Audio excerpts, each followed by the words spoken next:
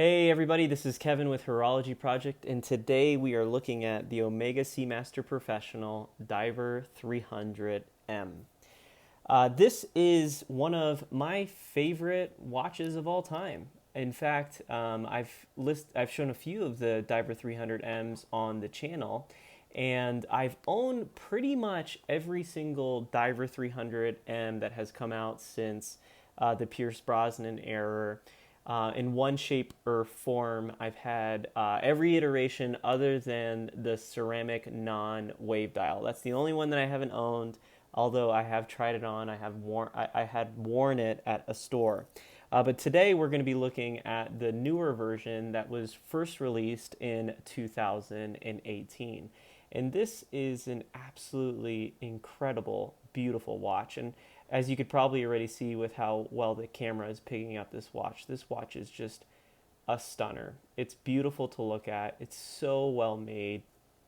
And I have a lot of positive things to say about it, along with some negative things that I would love for Omega to change. So let's go ahead and jump right in with the specifications and just everything about this watch. I have the Omega website opened up so that I can just refer to a few things right here. So this watch, as I said before, is a continuation, a legacy model at this point of the Seamaster line. The Seamaster line has been around for, gosh, probably the better part of 100 years with Omega, but throughout the years they have continuously redesigned the look of the Seamaster line. So the Seamaster line, unlike maybe the Rolex Submariner line or many of other Rolex's watches, never really took a form that Omega committed themselves to. So sadly, what ended up happening is the Seamaster line was only really a Seamaster line by name. It wasn't really a line by identity or shape because they just changed designs so frequently. All of that, however, changed in 1990s, specifically 1993, with the release of the Seamaster Professional line that eventually made its way into the Brosnan movies. And in fact, it might even came out just a little bit before that time period. So with the release of that watch and the marketing that went around the Bond film during the Pierce Brosnan eras, it kind of solidified Omega's look in the Seamaster to where now you can look at this watch and see some more heritage with the original 1990s Seamaster release.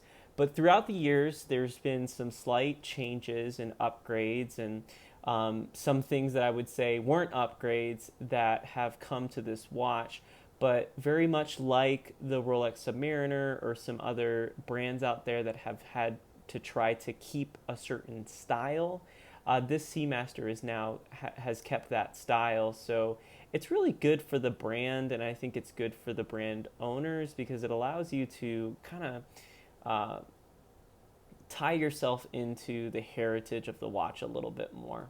So just to kind of go over some of the specs and dimensions, which I know many of you always appreciate and like, let me just zero this out.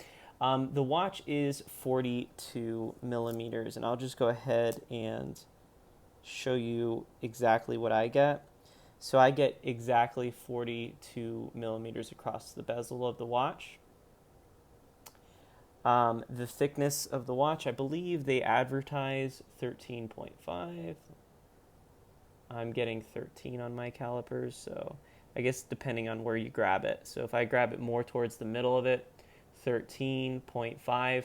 But the sapphire in this is a little bit of a domed. It's not too aggressive of a dome, so at the height of its dome, it's 13.5.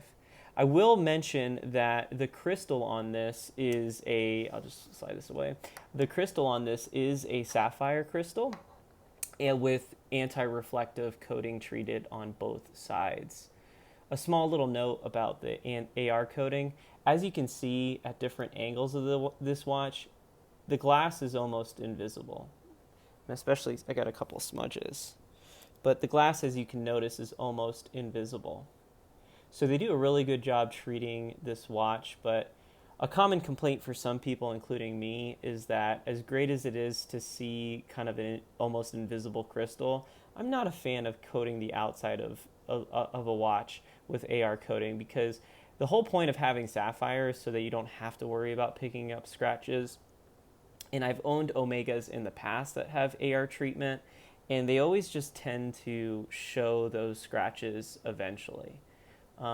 So this hasn't really shown anything yet that I haven't been able to notice, but I just think it's a better call to just treat the inside of the watch. All right, so finishing up the measurements here, we got 20 millimeters lug width, just about, depending on how I grab it. There we go. So that's pulling up 19.7, but it's just about 20 millimeters lug width. This is a non-tapering bracelet, so it's the same length all the way through. And then lug tip to lug tip is typically advertised around 50. And let's see what I pull today. I get just about 49, so probably depending on where you grab it, it is definitely under 50 millimeters and not an actual 50 millimeters, which is really great because I think most of us like a watch to have a under 50 millimeter lug tips to lug tip. So I'm actually pulling an exact 49 millimeter lug tip to lug tip. And again, it's all dependent upon where you grab precisely. So that's even just a hair under that. And these calipers are never perfect, but they're close. So the lug tip to lug tip at the furthest portion of the lug is 49 millimeters. So that's actually better than the 50 millimeters that's advertised. And just to kind of point something out about the way that the lugs are created on this, you'll see that it has a bevel. These are kind of called twisted lugs that Omega advertises. So these twisted lugs right here, or this bevel right here, is very highly polished. And you'll notice that it kind of, using this portion of the calipers right here, you'll notice that it kind of slopes upward like this, meaning that this portion right here is cut inward a little bit. So from this point to this bottom point, it's definitely less than 49 millimeters. And then at the height of it is when you're actually hitting the 49 millimeters. So because of that, because it's cutting inwards and because it's very highly polished, it doesn't wear as large as the 49 or 50 millimeter advertised look. It actually wears a little bit more compact because of that mirror finishing. It just looks a little bit more trim, even though it is a bigger watch. One thing to note is, as I mentioned before, it is 20 millimeter lug width. And at the clasp, it closes in at just over 20 millimeters, so about 20 and a half millimeters. So it is a rather large watch on some proportions. Ultimately, what I just measured out isn't too bad, 42 millimeters by 49 millimeters by 13.5, but it is the largest Divers 300M in Omega's lineup. And just going ahead and throw it on the wrist. For today, I'm wearing my Black Bay 58 in blue. Great watch. So here, how about this? We'll put them next to each other. A great watch, but you could just see how beautiful the Omega is and how much it just catches the light, as well as the finishing and quality compared to the Tudor. You know, quick note about that actually. A lot of people say that the Omega is competing with the Tudor. I don't think so at all. I think the Omega is competing with Rolex. Where the comparisons might be drawn between these two watches is they're very close in price. The MSRP for this watch is $5,200, and the MSRP for this watch I think is around $3,700, $3,800. But these oftentimes have been discounted, although those discounts are going away. So they've made kind of these two watches, you know, really within $1,000 or so of each other. But this watch, in my opinion, blows this watch out of the water as far as fit, finish, quality, and of engineering, and just everything else in between. This is way, way, way, way better than the Tudor as far as a quality of watch. So talking a little bit more about this particular Seamaster that I'm going to go ahead and throw on the wrist. As I mentioned before, it wears pretty well for its size. So I'm of a smaller wrist, so I'm probably slightly under 6.5 or around 6.5 inch wrist. And as you can see, even though the camera is zoomed up all the way onto my wrist, it wears really nicely on my wrist. So especially in person, cameras always give this optical illusion of making the watch seem larger in person. But as you can see, it fits me just fine. So if you do have a 6.5 inch wrist and you're worried about this watch, to put you at ease, it fits just fine. And you really don't need to worry about it at all. But it's a beautifully finished watch with these 9-link bracelet, the ceramic, and just everything else in between. So to go over a few of those features, as I mentioned, it has a ceramic bezel, and where, again, I think it's competing with Rolex and beating them in certain regards, it has a ceramic dial. So Rolex's dials are not ceramic, despite their shiny appearance. They're actually just a high gloss dial. This is an actual ceramic dial. And it has laser etched waves in it. And depending on which model you get, you will notice the waves less or more. So in my opinion, the white version of this watch, you notice the waves a little bit less. The blue, you definitely see it there, but it's also kind of depending on what light you have shining on it. And speaking of which, this blue version plays a lot with the light. So in this current lighting situation that I'm in right now, the watch looks a very deep, dark blue, bordering on even closer towards black. But if I'm out in the sun, then this watch will turn almost an ocean blue color. Very, very much more bright blue, and it's actually, I like it, but I actually probably prefer this kind of lighting for this watch. So this watch is the blue version. It comes in multiple different kinds of versions. Its depth rating is to 300 meters, so just hovering close to 1,000 feet. It is a screw down crown, a screw down helium escapement valve. So this is meant for saturation diving. So when people do dive, what ends up happening is there's a buildup of helium in the watch, and it can cause the bezel to pop out. So this escapement valve here prevents that from happening. The watch is a 120 click bezel. And in my opinion, this is the best bezel that Omega has engineered for this particular watch. A common complaint that a lot of people have is it easy to rotate? I would say this is the easiest one to rotate that I've owned, and I've owned almost all of them. And this one's a pleasure to use, and I almost have no issues rotating this bezel. If I am in wet conditions with this watch, I still don't have a problem rotating the bezel.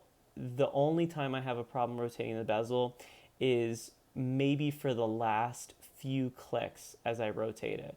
So if I'm wet with the watch, then trying to put it perfectly on the minute hand for like the last 2 or 3 clicks to make sure that I lock it in correctly, that is probably the hardest moment to rotate the bezel. But otherwise, when you're just in normal conditions, and let's be honest, most of us are using this as a glorified egg timer, then this bezel is one of the best that I've used.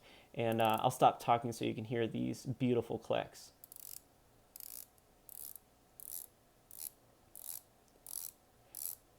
So I think I actually like this rotating this bezel more than my Tudor, which may surprise some of you. So here, you can just hear my Tudor real quick. This one, if anything, feels a little bit more mushy to me compared to the Omega. I like the Omega bezel much more. This has 60 60-minute timer with small graduation ticks around it, and then in increments of 10 going around. And just absolutely beautiful, beautiful watch. Combination of satin polishing and mirror polishing, I think, elevates this watch to be something that is very sporty, but also can handle some dressy situations, especially with this bracelets finishing between the combination of satin and mirror polishing dresses up this watch a little bit more while still looking sporty. One of the things that I love about this watch is just the fit and finish on this thing is absolutely stunning. This watch's movement is a Omega in-house movement 8800, and the finishing of the rotor and just the movement inside is also equally gorgeous. What's really neat about this watch is it has a Metas certification. So most high quality Swiss watches will come with a COSC certification. So that's a chronometer certification that an institute in Switzerland performs on watch movements to make sure that its accuracy is within a certain high quality standard.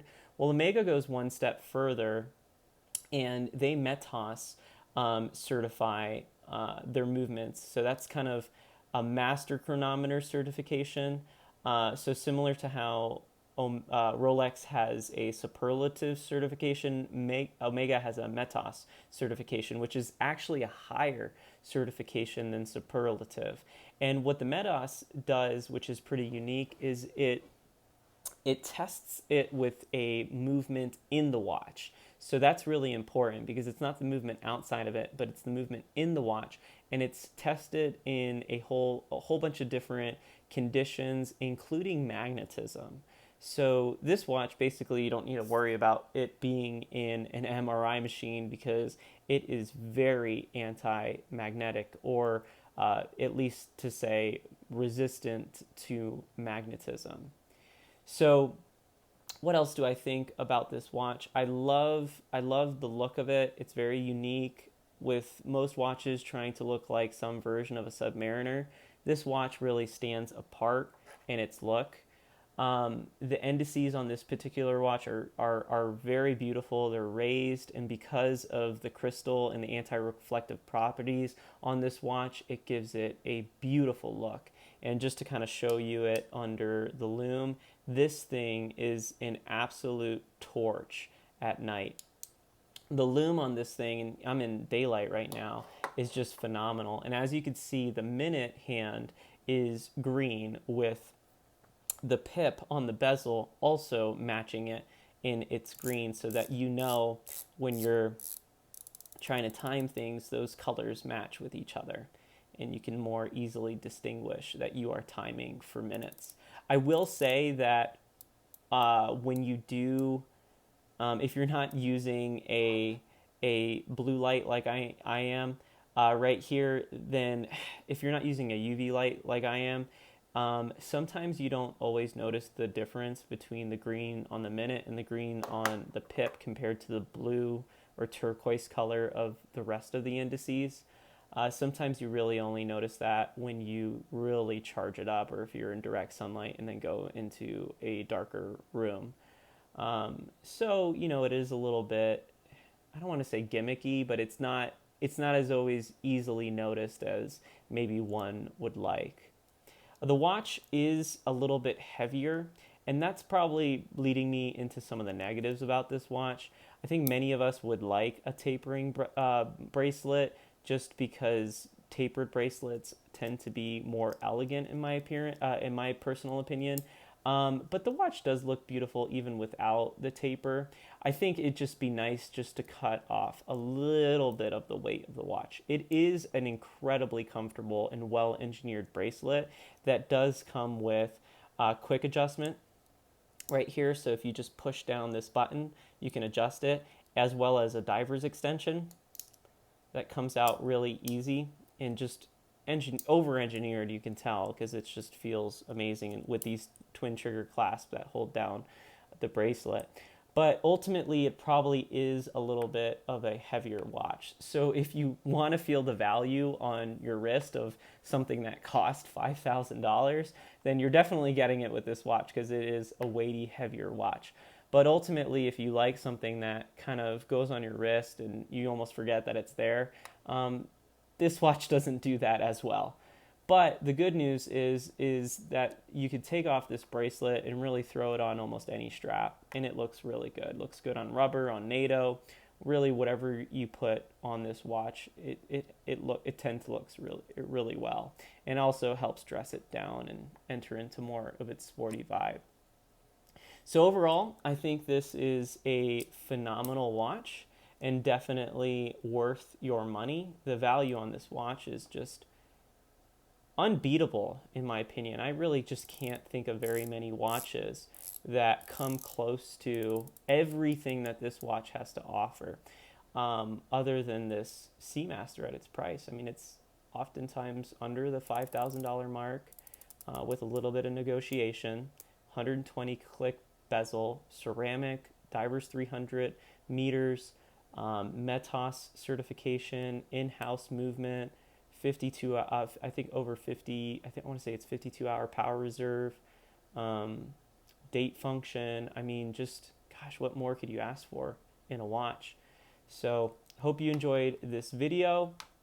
As always, if you did like this video, hit the thumbs up, and I encourage you to subscribe to this channel for more watch content. We'll see you in the next one.